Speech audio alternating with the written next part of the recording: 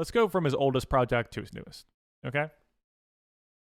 And keep in mind, guys, this is in the context of Kendrick Lamar as an artist, right? So if I put an album in C tier or D tier potentially, that is what I think Kendrick is capable of in the context of that. So like if I put an album in C tier, I'm not talking about it's a C tier album in the context of all music ever made.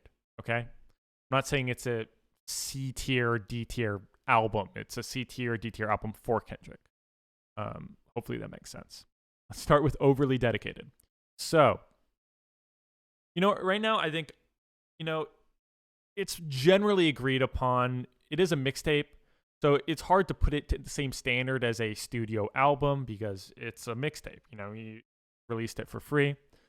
And this is very early in his career, right? So I'm going to put it in C tier because, when I do go back to Overly Dedicated, which isn't often because it's not on streaming services, I'm like, there's some really good stuff on there, but there's not really like anything too amazing. There's some standout songs, but that's the way I feel about it.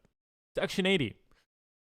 I think it is actually a pretty underrated album, or just under talked about in general. There are some fucking bangers on this thing, but when you listen to the whole album, you're not like, wow, you're not as wowed by the project as some of his other stuff. At least I'm not. But I think it has some really, really, really great stuff on it. And I do think it is a little bit better than people give it credit for. So is it perfect? No, but the standouts on this album are fucking amazing. I think that they're really, really good. So I'm actually going to put Section 80, I'm going to put Section 80 in A tier. That's the way I feel about it. I think it's actually really, really good. And I think it's often underrated. I don't think it's underrated in the grand scheme of things because a lot of critics liked it. Some didn't as much, but I think it's great. Let's go and move on to Good Kid, Mad City. It's an S tier album. I feel like from what Kendrick is capable of, there's only one album that gets better than this, and it's insane that he actually made an album better than this. Kind of spoilers, but I think Good Kid, Mad City, an amazing project. Everything about it, from the beats to the concept behind it, some of his best verses ever on here. I think that it's got a vision, and it's crazy that he just did this with his second studio album. He was like, I'm just gonna fucking make whatever I want to make, and if people like it, people like it. If people don't, people don't. People ended up liking it, but the fact that I feel like it's a great combination of just straight bangers and classic hip hop head bait lyricism and beats and stuff like that. Great features on here too. I love it. This album is great for pretty much any occasion. If you want to listen to some really conscious, great hip hop, great. If you want to listen to some hip hop that can get you hyped up, there's songs on there for that too. Everything about this album is great. There's not a bad bar on this album either. So I think it's amazing. Now we have The Bib of Butterfly. Kind of spoiled this one, but it's Kendrick Lamar's best album, and in my opinion, the best hip hop album ever made. I think it's amazing. I don't think it gets much better than this in music, period. The jazz influences, the production from the likes of Pharrell and Thundercat, and everything about this album is amazing. Every feature is killer, front to back. I think it is just we don't come upon these projects very often, almost ever. It is properly rated because it is so hyped up. It is so hyped up, and it's one of the few albums that is hyped up this much, and I genuinely think is that good, So it lives up to the hype.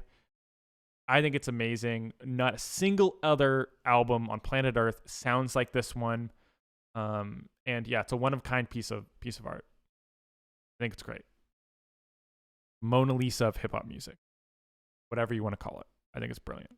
All right, now we got to go to Untitled Unmastered. You know what?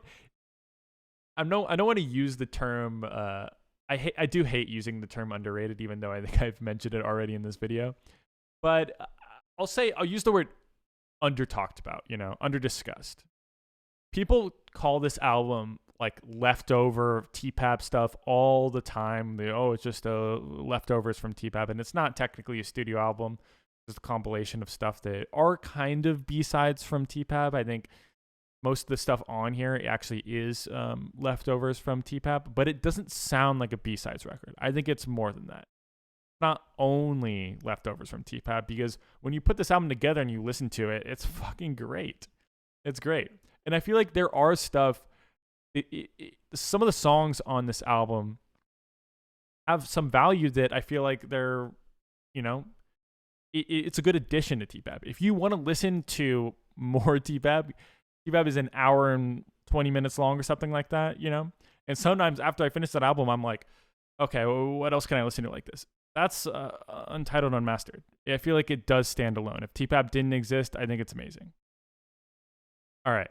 So I'm going to put it in A tier, I think it's, in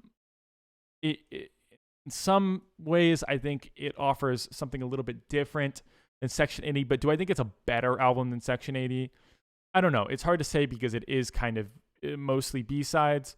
I'm just going to put it here for now. I feel like these two can kind of be interchangeable sometimes. Sometimes I feel a different way about it.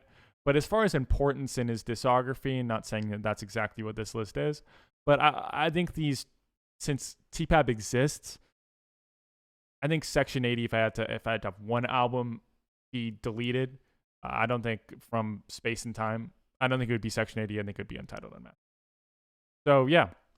And lastly, we have Damn.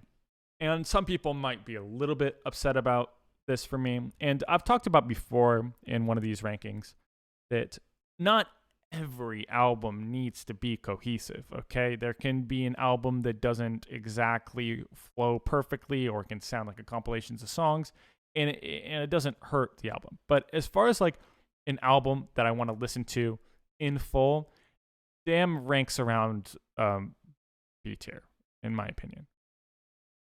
Not because of any other reason besides the fact that consistent quality isn't quite as good as these ones, but it's such a good album that it feels like a crime that I'm putting it in B tier. But I think it's B tier for Kendrick, if that makes sense. And honestly, it very well could be here. But I think that there is the very slightest gap between these two records. And I do think that Damn is amazing. And Damn is a good show of Kendrick's diversity. And I think that this is a very, very necessary album in his discography.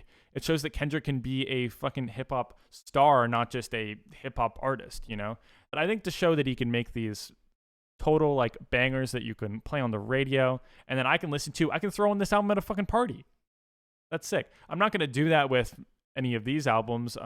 Potentially maybe Section 80, depending on what the party is. But yeah, I feel like Damn is a necessary part of his discography, and it's B tier for Kendrick Lamar. And that is as high of a standard as I could possibly have for a hip-hop artist. So that's the way I feel about it. Could be up here, but I'm pretty happy with this list. I mean, one of the greatest living artists. I can't say enough good things about this man. I think he's amazing, and one of the best 5 album runs or 5 project runs, I guess, since Untitled Unmastered isn't technically an album out there right now. It's good, and I'm not counting the Black Panther soundtrack because one, it's a soundtrack and it's extremely collaborative. But yeah, that's the way I feel about it. From worst to best, we have Overly Dedicated, then Damn, then Untitled Unmastered, then Section 80.